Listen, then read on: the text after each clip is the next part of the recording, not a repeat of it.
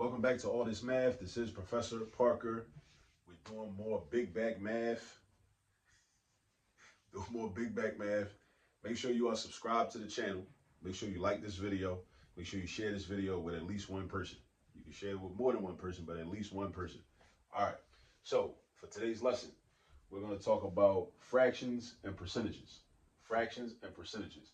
Also, RDA, recommended daily allowance. Recommended daily allowance. That's an acronym. Recommended daily allowance.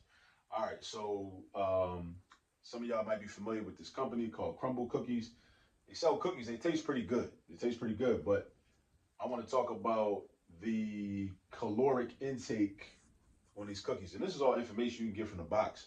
You know, if you buy some, Crumbl cookies, which do taste good, but also, everything's not all good, everything's not all bad. So we got it's two sides to everything. So let's just do some math to understand the amount of calories that we consume. Like if you bought a box with 4 cookies in it and you ate all 4 of them, and let's say you bought a chocolate chip, that's supposed to be a C.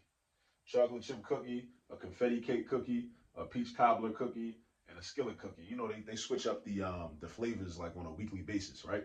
So on one particular week when I was doing some online research, this was their lineup for that particular week. One chocolate chip cookie has 720 calories because it's basically it's almost like a cupcake, right? It's a real thick cookie, right? So it's not a typical like Chips Ahoy cookie, right? 720 calories. Another confetti cake cookie is 800 calories. Peach cobbler cookie, 840 calories. Skillet cookie, 680 calories. Man, that's that's a lot. But anyway, what fraction of and the percentage of the RDA does 4 cookies represent? So all 4 of these, right? Actually, how are we gonna do this? 4 cookies. Originally, I was thinking I was gonna add them all up and then look. Actually, yeah, let's do that. But we're gonna do them individually too. We're gonna add up all the cookies. So we're gonna imagine somebody sits there and eats all 4 of these cookies at one time, right? Or let's say they don't eat them at one time. Let's say they eat them throughout the course of a day, right? Your recommended daily allowance of calories is 2,000 calories. So that should be your denominator of your fraction, right? Because if something is a fraction out of something, the thing that it's out of should be your denominator. So therefore, your RDA is 2,000 calories. It's recommended that the average adult consume, or it's accepted that the average adult will consume 2,000 calories in a day, right? That's a healthy amount of calories to consume. All right, so we'll say, but then we're doing the total, right? So we're gonna add up all 4 of these, 720, 800, 846, 80. So, okay, so I'm gonna do this mentally. You could break your calculator out, but I'm gonna do this mentally. So 8 and 8, I'm gonna do 1,600 plus 700 is 2,300. 23 and 6 is 2,900. 2,900, I'm gonna put the 80 with the 20 for another 100. That's 3,000, and then 40. All right, so look, so we got 3,040 calories out of 2,000. Notice something. Notice that the numerator is greater than the denominator.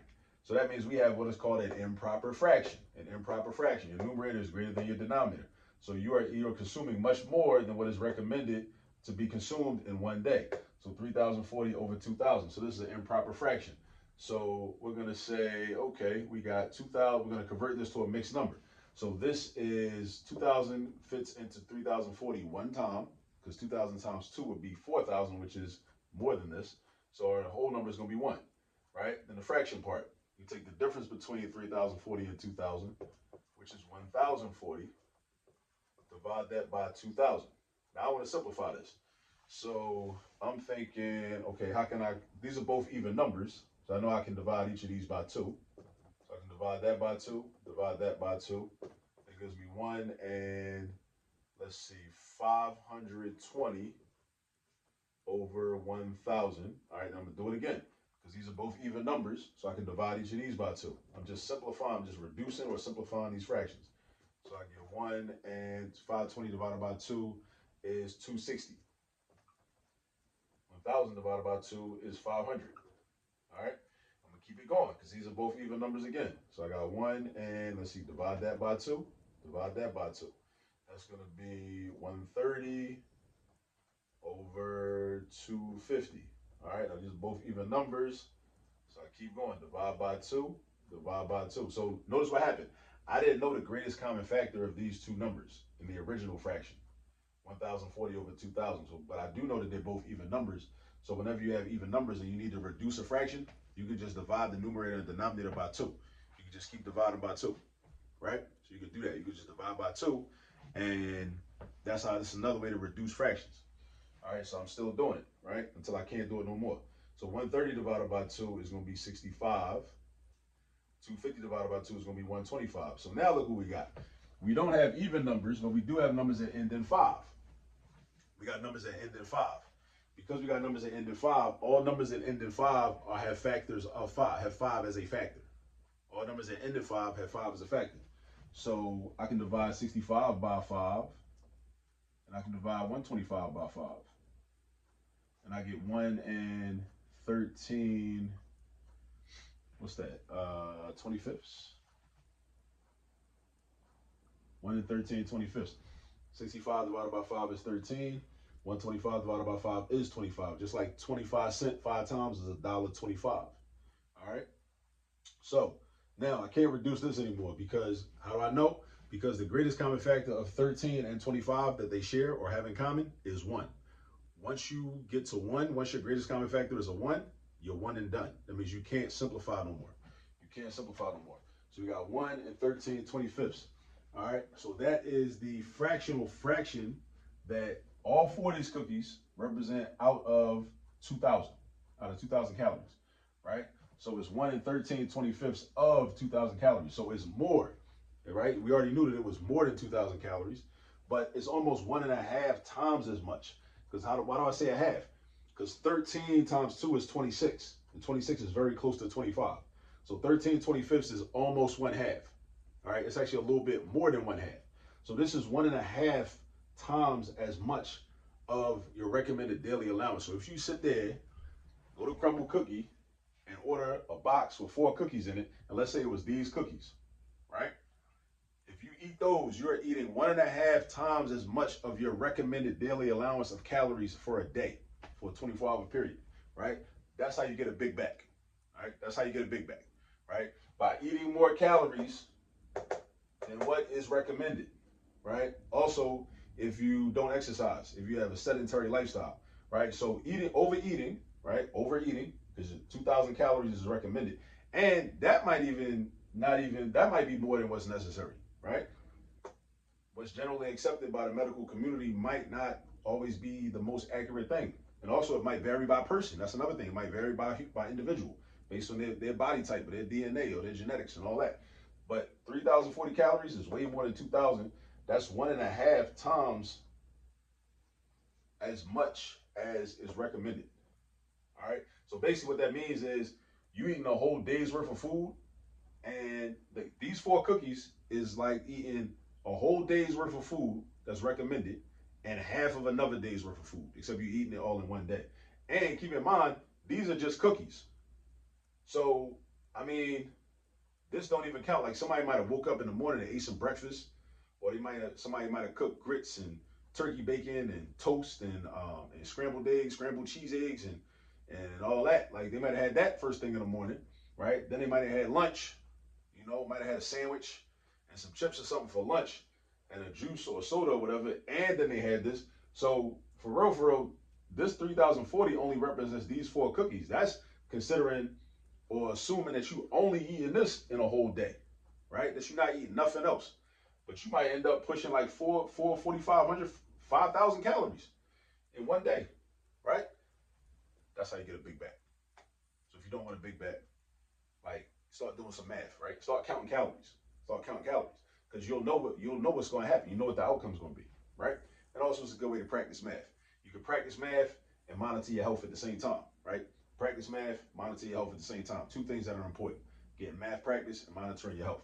All right, so now what about the percentage though, right? So the percentage, how do you find a percentage? Once you break something down into a fraction, you basically just, you divide the fraction, divide the numerator by the denominator to get the decimal version of it, and then you multiply that decimal by 100.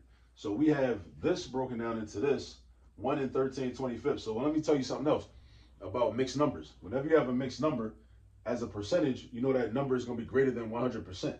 this 1 represents 100%. Because this is 1 and 13/25, right? So that's the same thing as saying 1 plus. Notice I said the word and 13/25. So this is 1 plus 13/25, right? So this 1 is the same thing as 100%, right?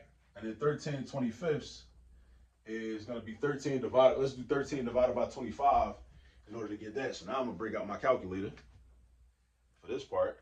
13 divided by 25 is equal to 0.52, right? So 0.52, and then you do 0.52 times 100, that's 52%, right? That's 52%. So 100% plus 52% is 152%.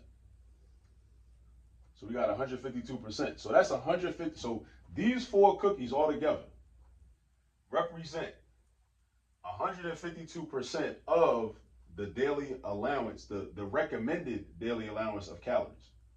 All right. So like I said, 100% plus 52%. So that means 100% is how much you are recommended to eat in one day, plus 52% of how much you're recommended to eat in one day.